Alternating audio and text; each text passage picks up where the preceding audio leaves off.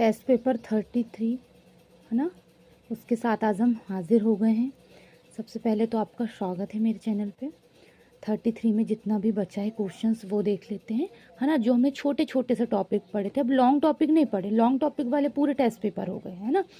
अब जो छोटे छोटे टॉपिक है जैसे कि कार्बनिक यौगिक थे, अम्ल हो गए है ना, जो नॉर्मल बेसिक है तो है ना, ये सब खनिज धातु हो गई, उनके संगठन है, एसिड है और कृषि से संबंधित तथ्य हैं, तत्व हैं, उनके रोग हैं, है ना, किस रोग से क्या बीमारियां होती है, छोटे छोटे टॉपिक।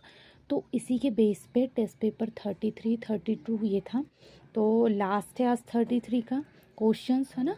तो वो थोड़े जितने भी बचे क्वेश्चंस हैं हम वो देख लेते हैं और स्टार्ट कर लेते हैं, है ना। तो टेस्ट पेपर 33 के साथ बने रहिएगा। आज आइए स्टार्ट करते हैं कौन से क्वेश्चंस रह गए हैं। तो देखिए 31 तक हो गया था, 32 से स्टार्ट करेंगे हम, ठीक है।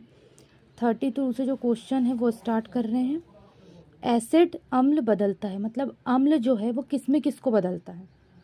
आपको लिटमस पेपर के थ्रू बताना है कि अम्ल किस में किसको बदलता है। तो देखो अम्ल जो है वो नीला लिटमस को लाल करता है।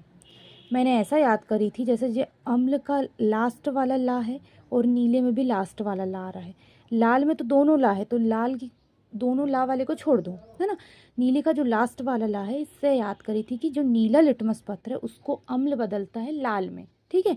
और जो क्षार है हमारा, जिसको हम बोलते हैं भस्म, है ना, बेस, है ना, वो लाल लिटमस को नीला में बदलता है। याद रखिएगा, अम्ल नीले को लिटमस को लाल में बदलेगा और जो क्षार है हमारा, बेस है, भस्म जिसको हम बोला जाता है, वो लाल लिटमस को नीले में बदलेगा। तो अम्ल का क्या आएगा, option number A is correct answer. Option number A के साथ जाएंगे हम, ऑप्शन नंबर ए को करेक्ट लगाइएगा।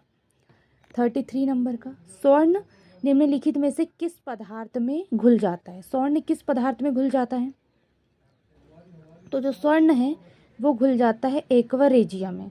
किस में घुलता है सोना, एक्वा रेजिया में।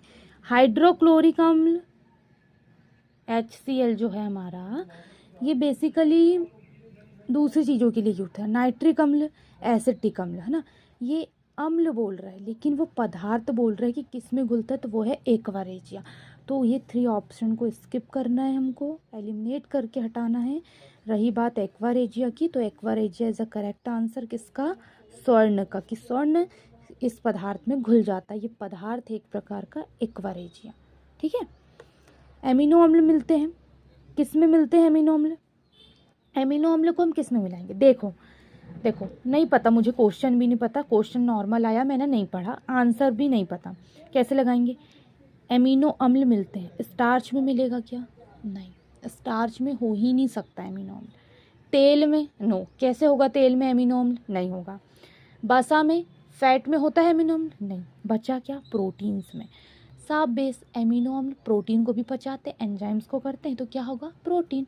दूर दूर से बोल रहा है कि मैं ही आंसर हूँ, प्रोटीन लगाइएगा। एमिनो अम्ल किस में मिलते हैं, प्रोटीन्स में मिलते हैं, है ना।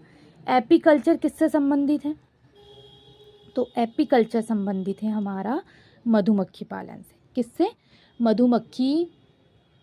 मधुमक्खियों का जो भी पालन है ना, जैसे आप उसको कैसे पालते हैं, किस प्रकार से शहद निकालते हैं, मतलब जो भी अध्ययन है पूरा, वो हमारा मधुमक्खी पालन का जो अध्ययन है वो कहलाता है हमारा एपीकल्चर।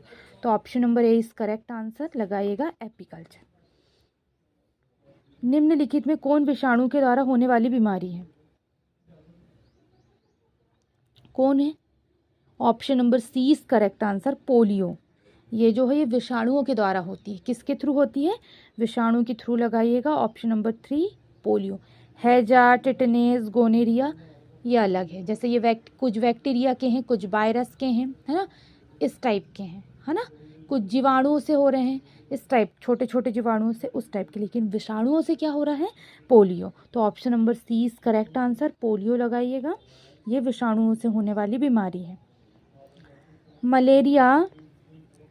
मलेरिया रोग जो होता है वो, मलेरिया रोग क्या होता है बोल रहा है, मतलब बेसिकली हम बोलें कि किसके काटने से होता है, क्या है, उससे मलेरिया रोग होता है। तो सबको पता है एनाफिलीज मच्छर, लेकिन ये नहीं पता नर है कि मादा, तो वो है हमारा मादा। एनाफिलीज द्वारा मलेरिया रोग होता है, याद रखिएगा। नर द्वारा नहीं होता, ना एड्स इजिप्टी द्वारा होता है, ना क्यूकैक्स द्वारा होता है, वो होता है हमारा मादा एनाफिलीज द्वारा। बचपन से पढ़ते आ रहे हैं कि मलेरिया किसके कारण होता है, मच्छरों के काटने से, लेकिन यहाँ ऐसा मच्छर वाला कोई जिक्र नहीं है। नाम पता था हमको उसको वैज्ञानिक, एनाफिलीज द्वारा, लेकिन एनाफिलीज में भी क्या आ गया, नर और मादा, तो किसको लगाएंगे, मादा एनाफिलीज द्वारा। ठीक है, मादा एनाफिलीज बहुत जोर के काट, उसके थ्रू जब विषाणु फैलता है ना, तो मलेरिया रोग होता है हमारा, वायरस के, है ना। तो यहाँ से 32 नंबर से हमने स्टार्ट करे देखना।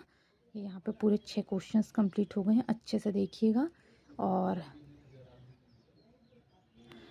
पूरा तैयार कर लीजिएगा। यहाँ हमारा टेस्ट पेपर 33 कंप्लीट हो गया। एक बार मैं ऊपर से नीचे तक आपको रिवीजन के लिए दिखा दे रही हूँ।